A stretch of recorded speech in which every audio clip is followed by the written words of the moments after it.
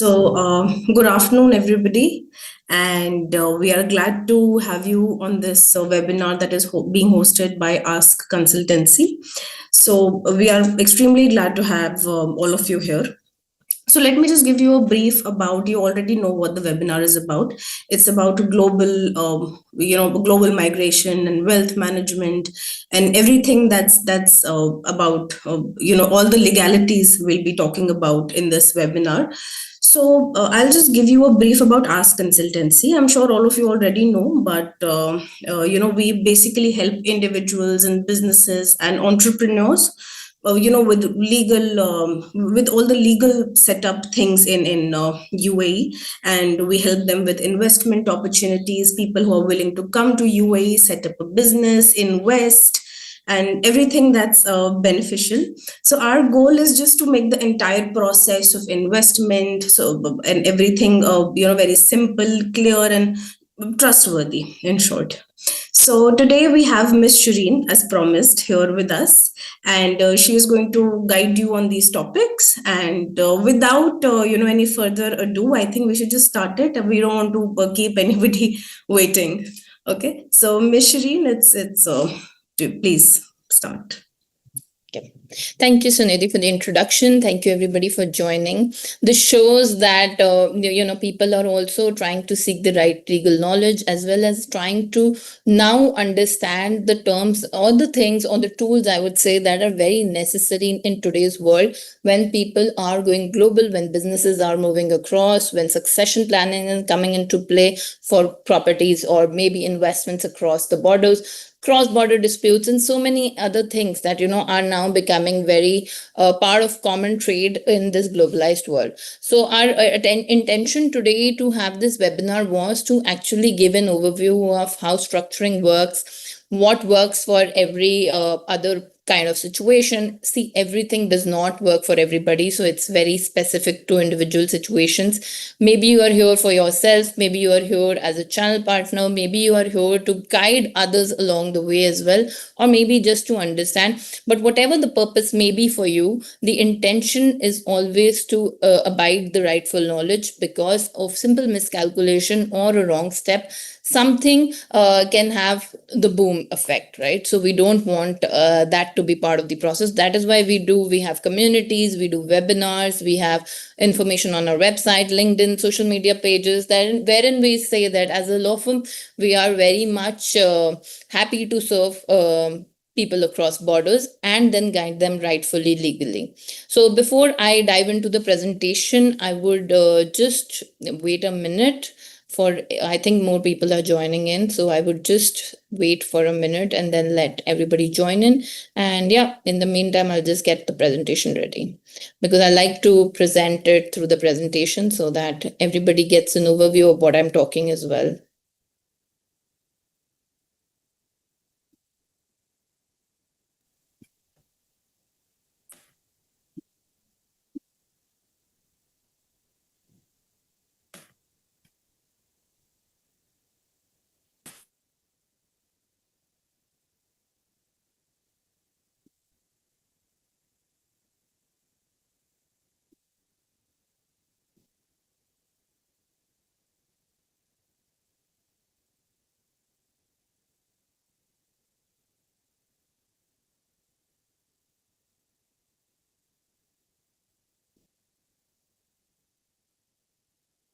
I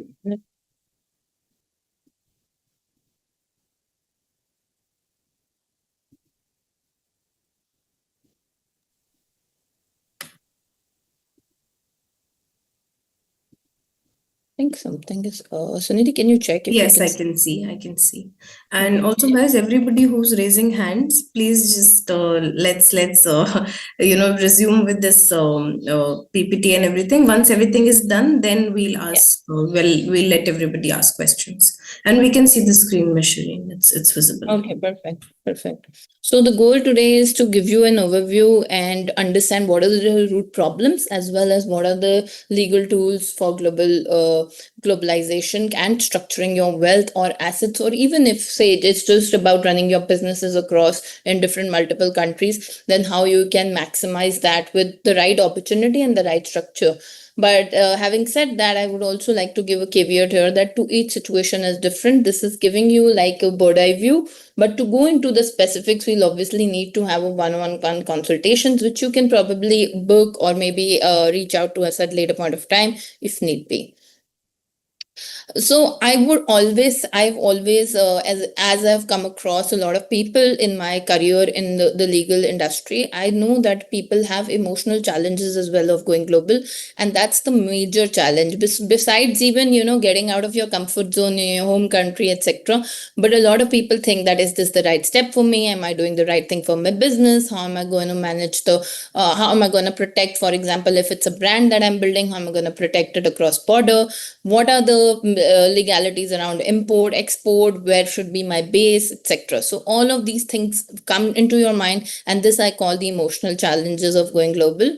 And just to navigate the international law, it sometimes becomes a problem, but then as we go later into the presentation, I'll tell you the tools that you use to go global and from where you can start. Now, common mistakes that people do. This is one thing that I think is very, very common, and I see this happening a lot. And you will see international cases itself that say that this is not the right strategy to do. Go to hold everything under one name. It's like putting all your precious things in one suitcase. If you lose the suitcase, you lose everything. So the idea behind this is that instead of holding everything in one name, have different operating companies, separate your one operating company from your holding company, just to have that risk diversified. It's very important, and that makes me think about it, that when you are going global and you are already thinking of branding something, or you wanting to expand your business or your investment opportunities, then why have it all in one umbrella when you can have it in different umbrellas and then protect tomorrow? Say for example, there is any kind of dispute in one kind of company, at least it's not coming to your other assets, right? So this approach is very mindful, and this is basic approach. This even small traders, they have started doing this in the market, because this is how they're going to protect their assets. And by the way, this is all being done legally, so nothing to worry on that. Then there is obviously a neglect of ownership checks, and this I see very common in the real estate sector, because we do a lot of UAE real estate law as well. So we know that people forget to do basic due diligence, but I not just real estate or property sides, but also in terms of, say, you don't navigate your shareholding agreement. If you are entering into partnerships, your legal checks are not in place, and what creates is legal complications, which could have been easily avoidable at the time you started that journey.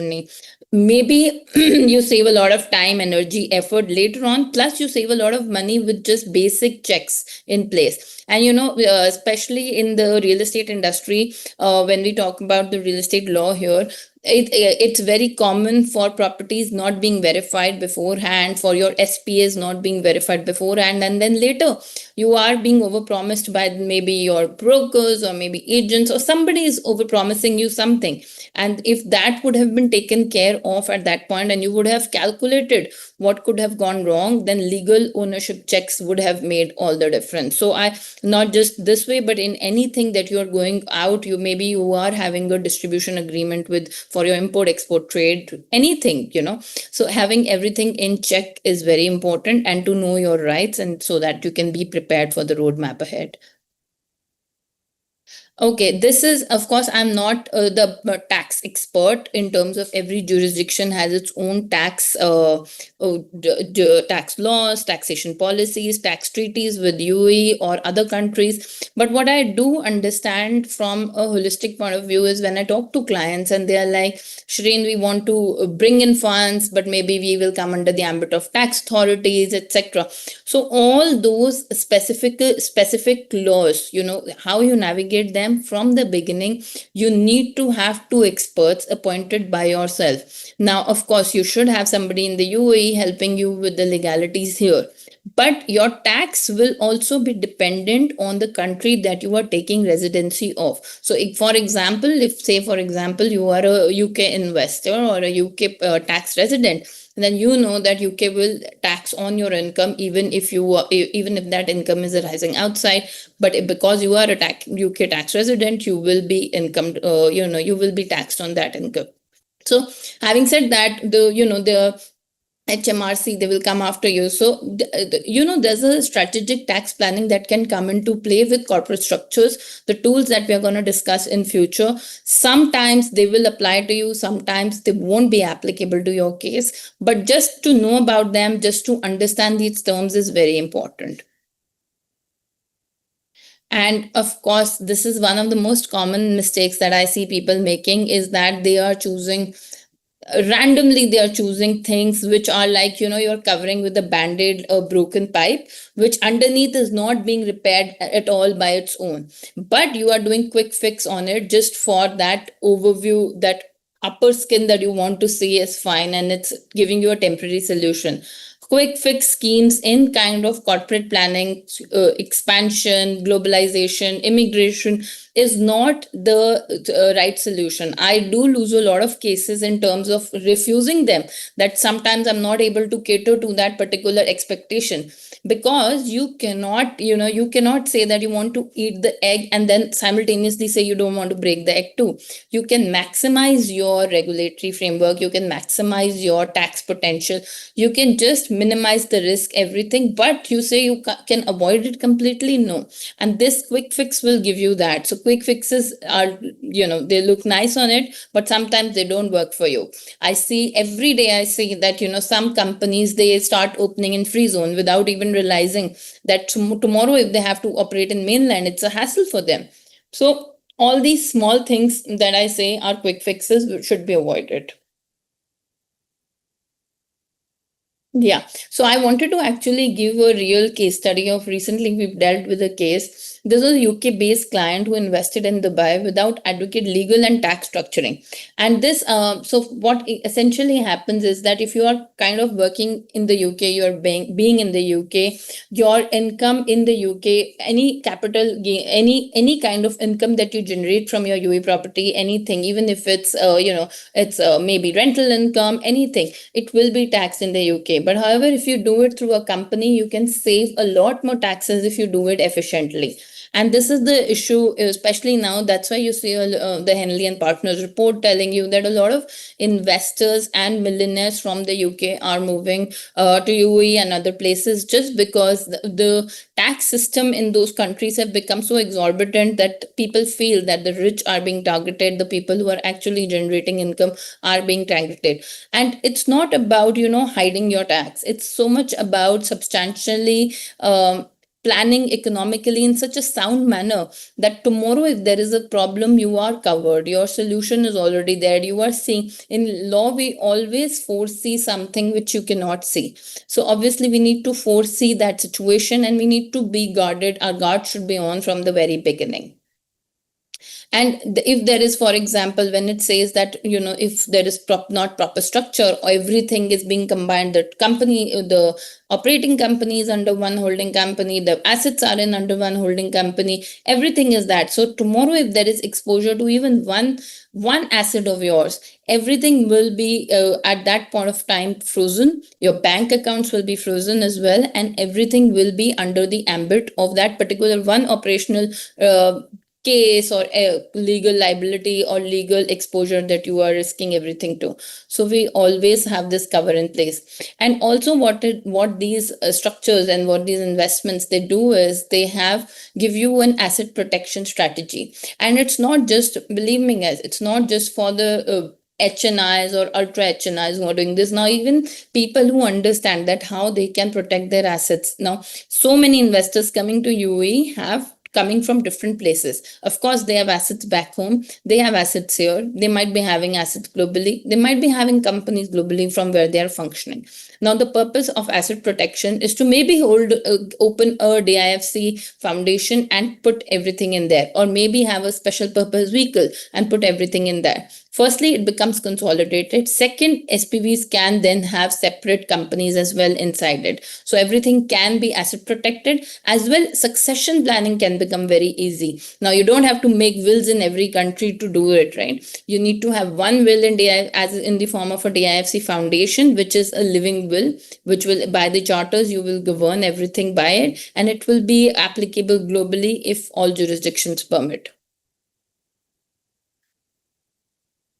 And why I call these legal tools is because now that we're going to discuss is because these are not just about being legal tools, they're also your pillars of managing your wealth. Now, every time I feel that as a corporate lawyer, that a lot of people who come into discussing with us, they feel that if somebody would have actually guided them at the right point in terms of not just earning and spending, because that's what we are used to, right? We are used to earning. If we are taking salary, we are used to that particular salary, and tomorrow for unforeseen circumstances happen, then what is your protection? How is your family gonna navigate those complexities? Everything has to have a planning in place, especially if you are doing global business. And these four are broadly, I have categorized them broadly, but of course, they will have subparts and some other legalities to understand.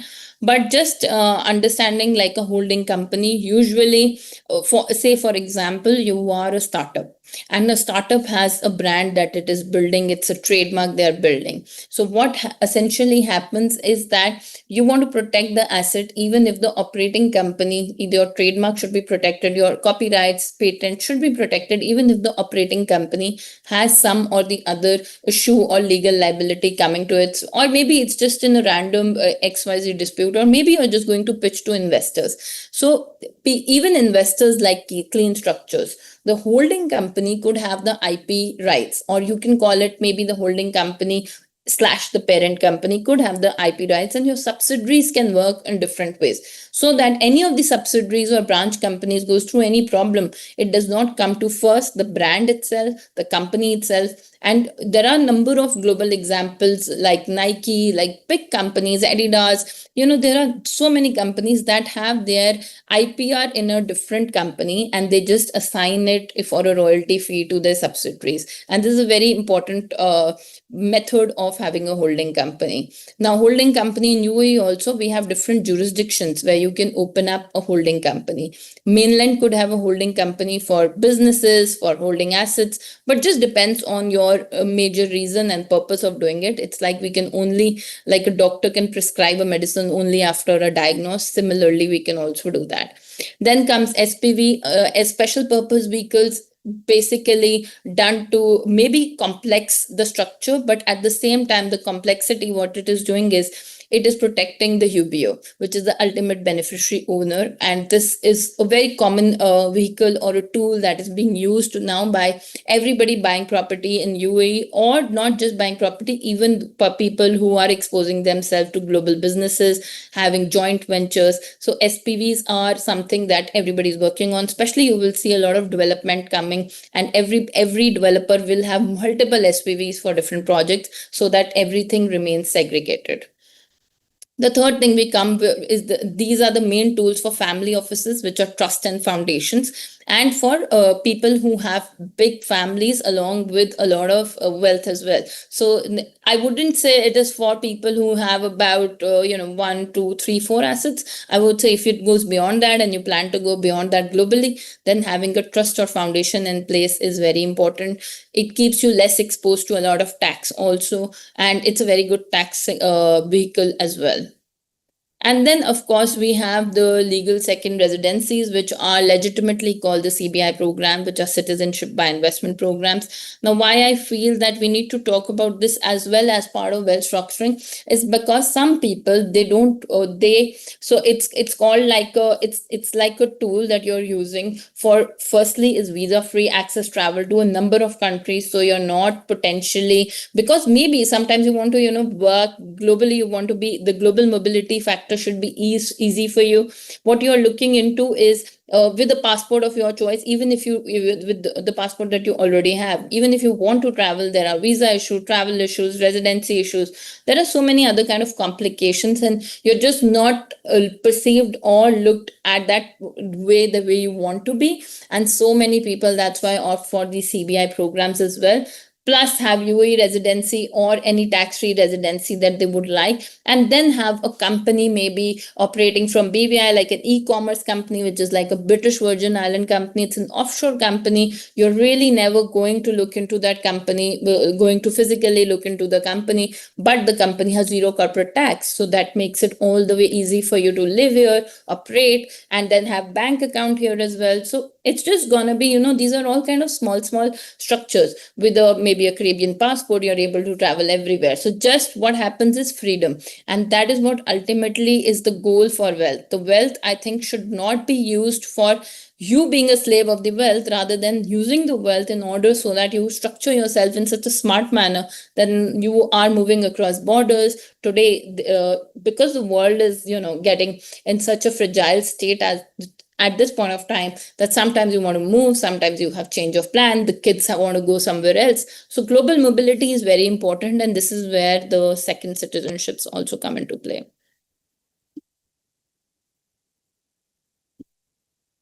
So yeah, we'll move to the next slide. Yep. So we have usually we have the 4-prong test, which we call, but in generally it starts with me analyzing, or any of the lawyers working on your file analyzing the jurisdictional risk, that what is the risk that you currently face, how you want to be protected, and then where you want to go, what are the legal hurdles, and just navigating all of that. Some people, they want to take, for example, a citizen, maybe a passport, but never want to go there. Some people want to reside there, then the options are different. And some people want to move their businesses altogether. Some people like to keep it small. So whatever exposure to the jurisdiction that you plan to go, even if it's just about setting a company, we do that risk analysis. Then of course we understand that you want to protect your asset, because your asset is your everything. When you are earning and you're investing, you want to protect it from any kind of complexities. Your business is, your business could be at a risky stage at any point of time. Maybe there's cash flow crunch, maybe there's some banking issue, something or the other keeps coming for business owners. And I think all the business owners would understand that ensuring that you are having stable investments. And by stable investments, I also mean that they are protected and they are not coming, anything is not coming, exposure is not coming to all the assets. That is what smart investors and people do. And because having a corporate structure is like a separate legal entity, so that means you are now separated from that asset with just having a legal structure in place, and that legal structure is also ultimately yours. So really doesn't matter, but just gives you a more stable way of holding the particular asset. And of course, we deep dive into your residency, your citizenship. Maybe you want a company which is zero corporate tax, as I said. Maybe you want to, operate from that company and you have a branch company in UAE. And then, of course, there's a concept that tax authorities will also discuss with you and could understand, is that the point of effective management in taxation. This is very important, and any tax advisor working on your file would be able to guide you through that poem, something called the tax authorities. They use this. They should be knowing that having merely a company in UAE is not protecting you from anything, but the fact that if it's not a holding company and it's an operating company, the fact that it has holding shares in a UK company, then they want to see that which is the point of effective management. So you have to navigate that complexity also in tax. And if you are a UAE based company and managing everything from here with subsidiaries, then also there are certain kind of poem effect, that I would say, and your tax advisors along with your tax lawyers can help you navigate that. Residency and citizenship planning is again very important when it comes to where you want to live. Do you want to live, say for example, India, 183 days? Do you want to be there? In Canada, you want to be those kind of days, because you have to exit for a certain period of time in order to be calling yourself a non-tax resident of that country. So that residency and citizenship navigation is very important. And as I've already discussed, of course, these pillars help you to protect your minimize tax. Not, I would say, somebody telling you that there is no tax in UAE, that's wrong. There is VAT applicable. If you are investing in commercial, then also there is VAT applicable. Residential through company, VAT applicable. But if the company is free zone, then it is entitled to so many benefits. So number of things that you can, look into depending on the quantum, the size of the asset, where it is, what is your purpose, and where is your tax residency.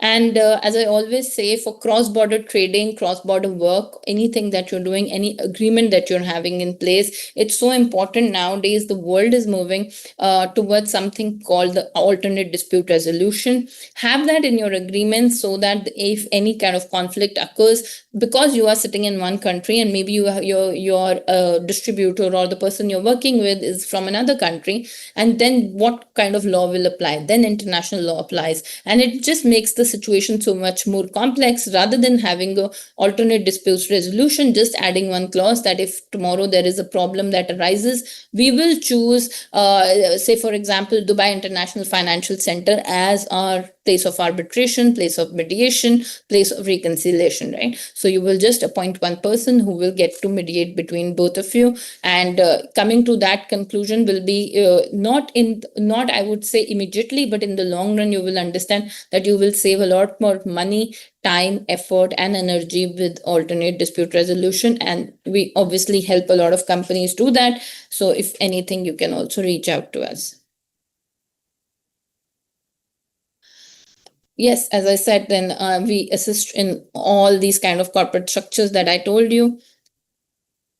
We do have expertise in dispute resolution, and we have some cases that we've worked in the past, and we would like to have them give you an example of how it works. So for example, we've helped people who have saved a lot of money in taxes, especially when it comes to global tax strategies. It results, smart planning, smart tax structuring, smart moving, going beyond borders, and understanding how you can minimize that tax, because I know that the tax component from a lot of Western countries is too much, and even from a standpoint of some Asian countries, South Asian countries, it is too much.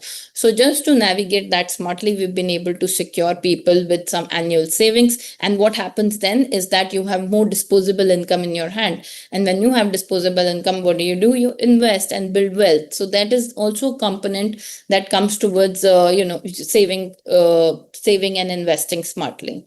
Of course, we have helped a lot of family offices for legacy planning, because that's very important, especially now the two free zones that work in UAE are the Dubai International Financial Center and Abu Dhabi Global Market. So ADGM and DIFC are the most valuable and most, I would say, they hold a lot of reputation when it comes to all the family offices, because firstly you choose UAE as your place, and then secondly DIFC and ADGM have common law. So what happens is you enter into a jurisdiction, even if you are in an Islamic country, but you are still having common law applied to you for your trust, foundation, family offices, even for your property holding. And that just gives a lot of investors and people so much more security, because they know that common law principles will apply, common law judges will be there, common law lawyers will be there. So yeah, it just makes more sense. And we have been able to have multiple people get the Caribbean citizenships, and of course other kind of residencies also, Canadian as well, but a lot of people want to move to Canada. Only those people choose Canada who want to move to Canada. But for higher educations or for other kind of benefits, the Caribbean countries for visa travel. So yes, it does give a lot of mobility, and then mobility means more opportunities. And all these benefits, as you can see on my screen, I've already spoken about them. So all these are some enhanced benefits. And how do we do that? We do that with different tools and structures that I told you.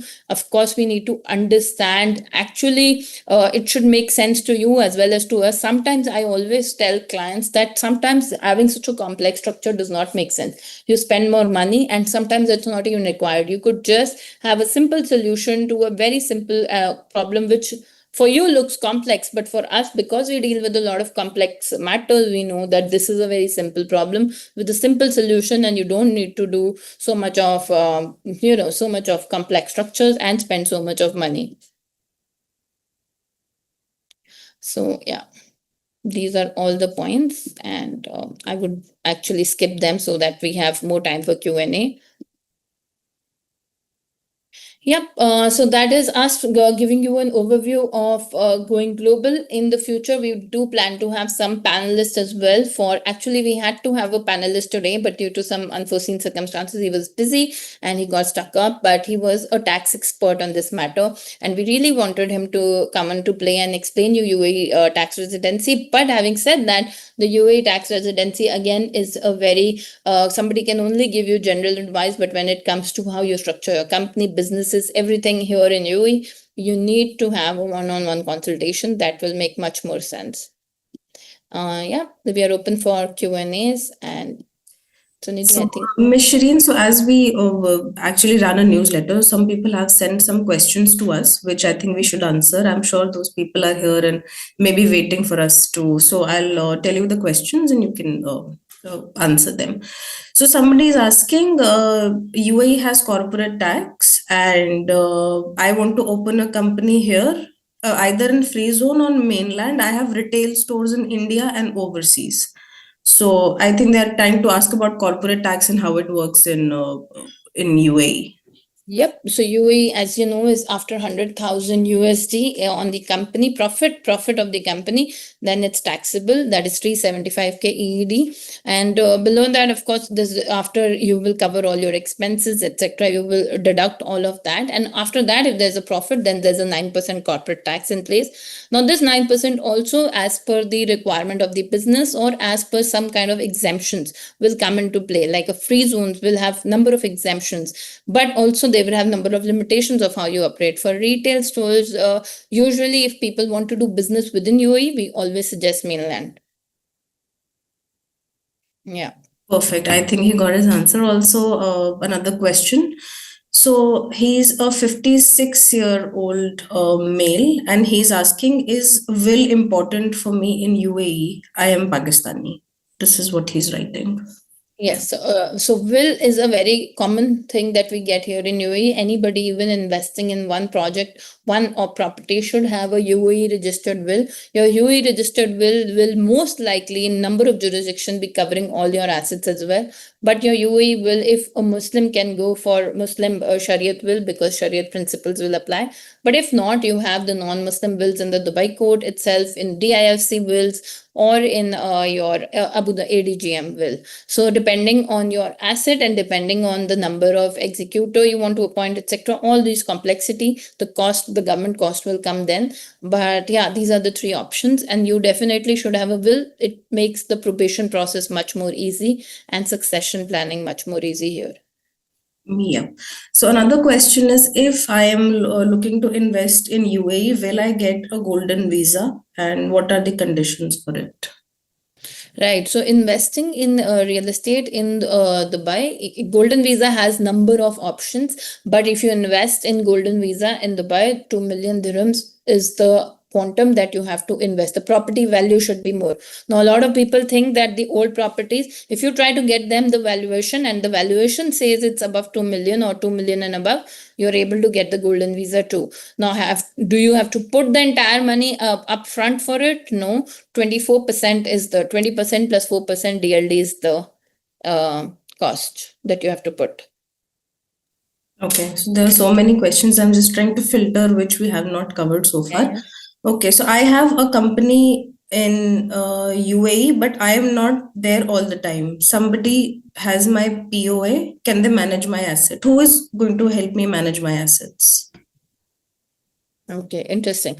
So there are 2 to 3 types of power of attorneys in Dubai, and we have, like, at this point of time, I must be having 15 POAs for legal matters for different clients, right? So it depends. It actually depends if your power of attorney is giving the power to the XYZ person, to the attorney, to do it on what basis, what powers it's giving, what does it state? Does it state about only managing your property? Then yes, they can freely do anything and everything. That's why it's very important to timely manage your POA as well, so that nobody's misusing your POA, because that's also very common here that we see. Perfect. I think there are many more, so we'll probably be emailing their answers to them, Sure. and because I think we're running short of time, Yeah. and but there are so many questions, honestly, Ms. Shireen. I think it will I take think us we a can couple of answer them in hours. a questionnaire, yes, and then we can send it through email newsletter. Yes, yes, The perfect. FAQ. Yeah, Yeah. that's better. Okay, So thank you everybody for attending, and it was pleasure, and it's actually good to see such a good response. And this shows that people are now wanting to have that kind of knowledge as well. You can reach out to us for any question, query, concern, post this call. You can book a one-on-one consultations as well.